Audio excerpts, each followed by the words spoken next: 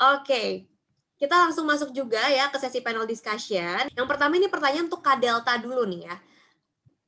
Sistem remote work itu sangat bergantung ya dengan kemudahan teknologi. Namun, apakah di masa depan komunikasi fisik manusia itu dapat tergantikan dengan komunikasi berbasis teknologi, Kak Delta? Ya, jadi kalau saya berpendapat bahwa human touch itu very human gitu. Itu kebutuhan fundamental manusia ya untuk bisa selalu berinteraksi. Karena ada banyak message yang tidak bisa tersampaikan hanya melalui chatting atau video conferencing event gitu. Iya, berarti memang harus ada nonverbal juga ya. Misalnya kan kalau langsung ketemu kan juga pasti lebih tersampaikan dengan jelas gitu ya. Jadi tidak akan tergantikan ya komunikasi seperti ini ya, Kak ya. Oke. Nah, ini pertanyaan untuk Kak Ray Rizaldi ya. Saat ini apa yang menjadi tantangan dalam pengembangan aplikasi untuk remote work, Kak? Jadi buat ngembangin aplikasi itu, terutama aplikasi mobile kayak iOS itu gede banget. Jadi kalau mau teman-teman ada yang developer aplikasi di sini, apalagi developer aplikasi iOS gitu ya, itu sekali mau deploy, sekali mau launching, mau rilis gitu, itu kita kira-kira butuh mungkin sekitar 2 gigaan tuh bandwidth-nya, size bandwidth-nya yang dibutuhin. Jadi terus yang kedua, jadi teknologi-teknologi kayak gitu yang mesti kita usahain. Jadi bukan cuma remote working-nya, tapi bagaimana kita bisa berinteraksi bukan cuma dengan tim, tapi dengan klien, dengan customer, itu secara non fisikal, secara virtual. Jadi sebenarnya tantangannya nyiapin teknologi, dan balik lagi ketika udah disiapin tuh belum tentu klien-klien kita siap. Jadi klien-klien itu belum ready, balik lagi karena culture-nya belum ready. Thank you ya Kak Ray. Nah ini pertanyaan untuk Kak Eko juga nih. Ya, kalau misalnya kita mendapatkan pekerjaan gitu ya di luar negeri secara remote, itu kan bisa jadi kesempatan yang baik ya Kak ya. Namun perbedaan waktu juga nggak bisa dipungkiri nih Kak Eko ya, menjadi tantangan juga gitu ya. Bagaimana sih dari sisi teknologi dapat membantu mengatasi ini gitu? Kalau teman-teman udah bekerja remote dari luar negeri, kalau dia minta kerja di time zone-mu, sebenarnya saya sarankan ya, mungkin kalau usiamu 20-an, that's fine, bisa deh. Tapi kalau usiamu udah 3, 4, capek banget. Atau tetap nggak saya sarankan, karena ada juga beberapa riset medis, itu kan ada hal-hal sel-sel kita yang nggak bisa di-regenerate kalau kamu nggak tidur jam 1 malam gitu. Itu jadi dihindari. Oke, ya, thank you ya Kak Eko atas jawabannya juga. Nah ini kita langsung masuk ke pertanyaan dari teman-teman ya. Ini ada dari Kak Bara Alfaruk ya. Seberapa secure untuk keamanan platform remote terhadap perusahaan? Mengingat semakin banyak platform yang bermunculan. Jadi biasanya setiap produk kayak Zoom atau Google Meet atau apa, mereka punya kayak security policy. Jadi coba lihat policy-nya dulu, lihat privacy policy-nya, terus lihat ininya datanya dimanfaatkan buat apa. Jadi beda-beda gitu ya. Kalau saya prefer Google Meet, tapi kalau ada yang pakai Zoom ya nggak apa-apa. Toh so far kita walaupun ada yang bilang bahwa nanti kalau pakai Zoom gampang dihack segala macam, sebenarnya nggak. Itu one in a million lah kalau bisa dibilang ya. Jadi secure aja. Security itu security itu pasti ada hole-nya. Jadi nggak ada produk digital yang nggak ada hole-nya. Semuanya ada hole-nya, tapi yang perlu teman-teman cek adalah seberapa cepat di in the past time perusahaan itu bisa nutupin hole itu. Kalau misalnya mungkin dari Kak Delta ada tambahan nih Kak? Kalau kita berkaca dari sisi kalau tadi dari sisi kita sebagai pengguna solusi ya. Kalau kita kembali kalau dari sisi fiskal dalam provider atau penyedia solusi tadi juga itu menjadi penting sih Mbak Sela dan teman-teman semua, bahwa ternyata yang namanya security itu awareness-nya meningkat nih karena pandemi. Semua jadi aware gitu. Ternyata penting ya yang namanya security gitu. Jadi kita sebagai provider juga harus take care of itu gitu, harus benar-benar ketika kita misalnya di bagian dari ketika jualan atau kita menjelaskan atau di websitenya kita ya dijelaskan sebenarnya apa yang kita ambil data dari teman-teman, security apa yang kita provide gitu, karena itu semua orang pasti tanya gitu. Jadi on both side itu mungkin komen saya sih Mbak Sela. Oke, kita langsung masuk ke pertanyaan selanjutnya ini dari Kak Mike Maharani Kaloko ya. Kepercayaan atau trust paling penting terjaga baik antara pekerja remote dengan perusahaan atau sebaliknya. Mengingat banyak juga employee yang tertipu tidak dibayarkan fee-nya setelah project selesai. Bagaimana solusi terbaiknya? teman-teman, pertama kamu jangan pernah percaya disuruh ngirim kode sebelum mereka bayar. Kalau kita melakukan itu secara sendiri itu capek banget. Nah, kayak itu gunakan marketplace. Marketplace yang paling besar di dunia untuk remote work itu Upwork.com. Di bawahnya ada freelancer.com atau mungkin ada yang lain-lain, Fiverr dan lain sebagainya ya. Tapi pastikan menggunakan marketplace. Jangan mau misalnya dia di marketplace Upwork meng-hire kamu, kemudian kita ngomong bahas apa yuk. Nah, itu jangan mau. Itu pasti ada yang nggak beres. Pasti dia mau kabur, itu pasti. Gitu. Kemudian kalau di marketplace di Upwork itu ada dua jenis job. Yang pertama job yang hourly, kamu dibayar begitu kamu kerja. Kemudian kerjaan yang kedua namanya fixed price. Fixed price itu kamu kerja berdasarkan suatu milestone. Misalnya project selesai baru dibayar, 50% baru dibayar. Nah, itu aman. Kenapa? Karena begitu kamu kerjaan hourly, Upwork itu nyimpan nomor rekening kartu kredit kalian pekerja employermu, jadi kamu pasti dibayar. Kemudian kalau yang fixed price, kamu dibayar per milestone, ada yang namanya dana escrow. Dana apa? Escrow itu cadangan, pegangan lah ya. Jadi klien ngirim dulu dana, katakanlah $1.000, dia ngirim dulu $500. Nah, pasti kerjaanmu dibayar. Nah, kalau misalnya ada yang enggak, misalnya kamu udah ngirim milestone, kemudian dia nggak mau bayar, itu nggak akan terjadi karena akan ada otomatis withdraw dari klien, dari dana escrow-nya si klien ke dirimu. Iya, oke. Thank you Kak Eko. Oke, sekarang kita lanjut lagi nih ke pertanyaan dari Kak Yusuf Malikul. Ya, saat bekerja di kantor, karyawan mendapat high-end device. Lalu karena work from home, maka karyawan harus menggunakan laptop pribadinya yang mid-end device dan mempengaruhi pekerjaan. Bagaimana solusi atas permasalahan tersebut? Apakah memberi kompensasi bagi karyawan seperti pemberian high-end device atau penundaan deadline pekerjaan termasuk adalah opsinya? Oke, mungkin dimulai dari Kak Delta dulu. Mas Yusuf ya, menurut saya solusi utamanya itu di komunikasi, Mas Yusuf. Perusahaan yang kemudian merubah polisinya dari memberikan sebuah device dengan spek tertentu, terus merubah polisi menjadi remote dengan perbedaan benefits konteks atau apa yang kita berikan, pasti paham bahwa mungkin ada drawback dari polisinya gitu. Jadi ini yang mungkin perlu diomongin.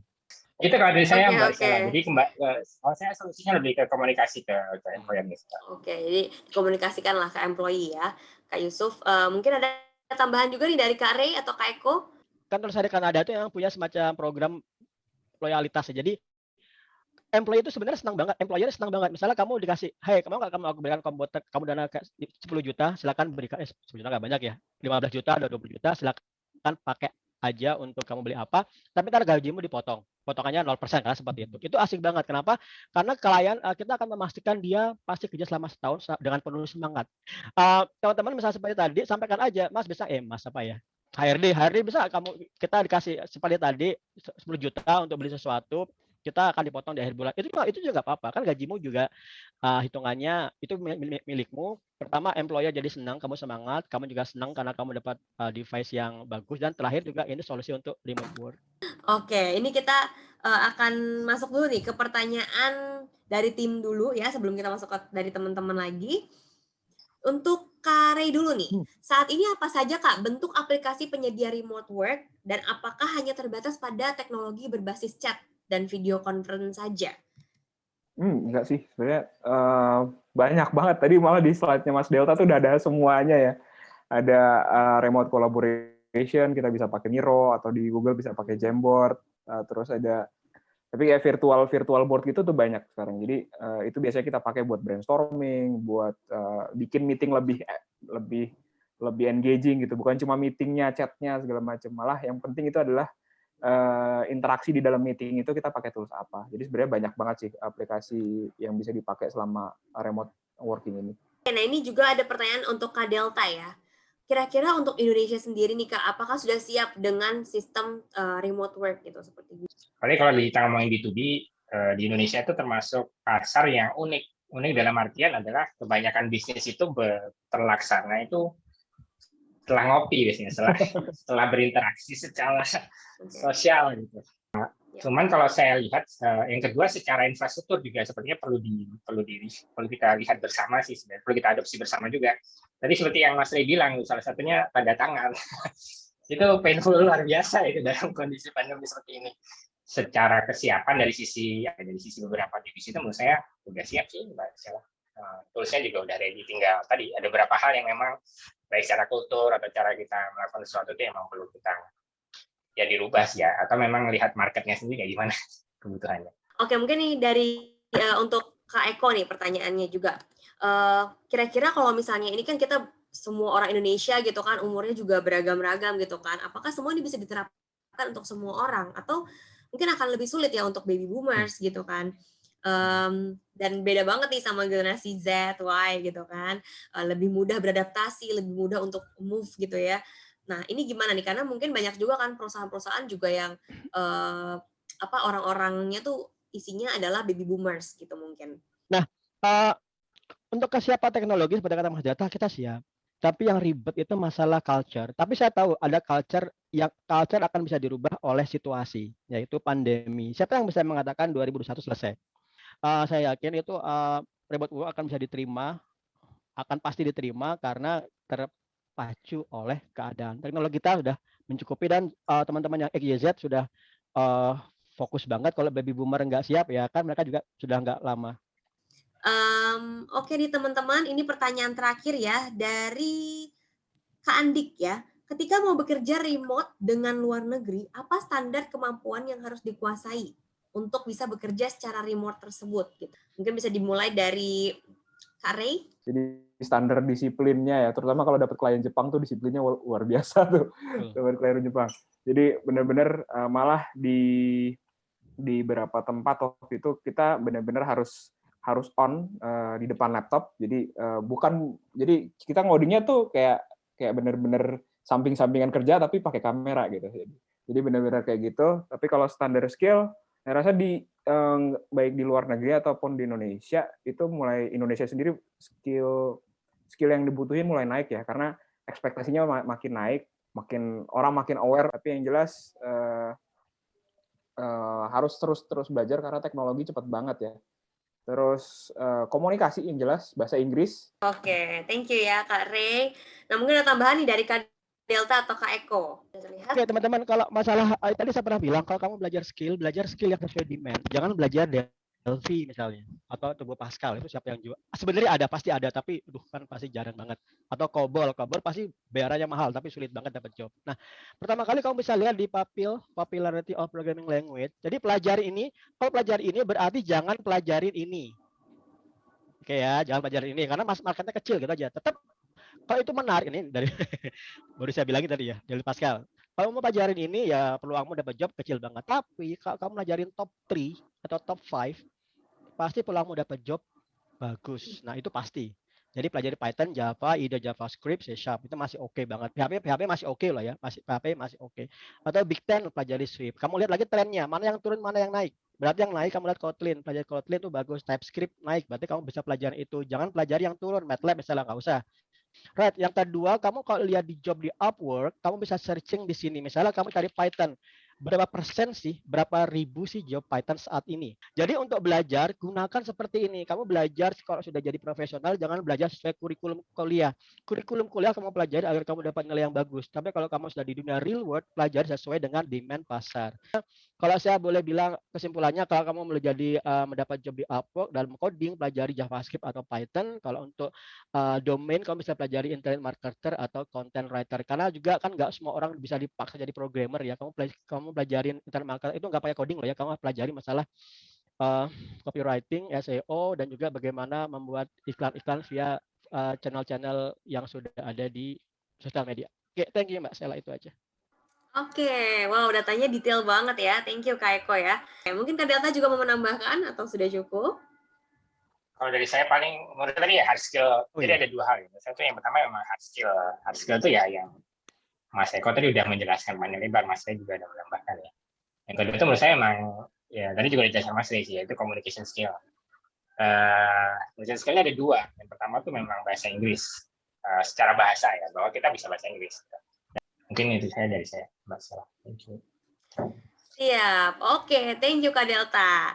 Oke, ini terakhir ya, mungkin dari teman-teman, dari Kak Ray, Kak Eko, ataupun Kak Delta mau kasih tips-tips juga nih buat teman-teman ya. Dari Kak Ray dulu, Kak Ray.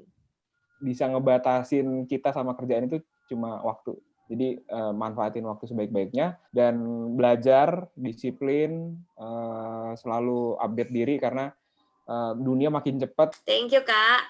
Sekarang dari Kak Delta, Kak. Mungkin lebih ke advice dari sisi bisnis kali ya. Nah ini sebenarnya nggak ada relasi sama remote work sih.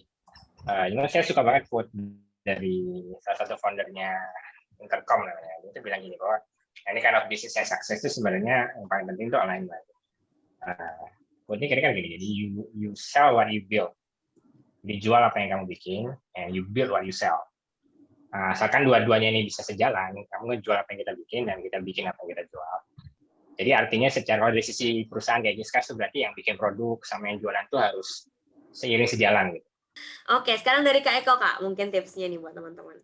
Saya selalu memulai seminar saya dengan tentang remote work dengan satu quote dari Stephen R. Covey. Keluarga selama-lamanya akan lebih penting daripada kantor. Karena itu kalau kamu bilang, saya mengutamakan keluarga, coba hitung waktunya, berapa persen yang untuk keluarga? Nggak banyak. Kalau kamu menjawab lagi, saya melakukan ini untuk pengorbanan terhadap keluarga, maka jawaban saya adalah, kenapa kamu nggak belajar remote work? Karena remote work itu akan menyelesaikan banyak hal.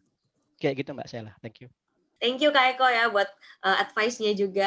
Akhir kata kami juga ingin mengucapkan terima kasih banyak untuk para panelis yang sudah menyempatkan waktunya hari ini ya. Di sini ada Kak Delta, Kak Ray, dan Kak Eko juga. Thank you juga buat media partner hari ini. Ada webinar kita, eventq.com dan seminarindonesia.id. Juga terima kasih banyak kepada teman-teman peserta yang sudah hadir ya ikut webinar kali ini. Mohon maaf apabila ada salah-salah kata ataupun kesalahan teknis. Berharap semoga webinar hari ini bisa bermanfaat untuk kita semua.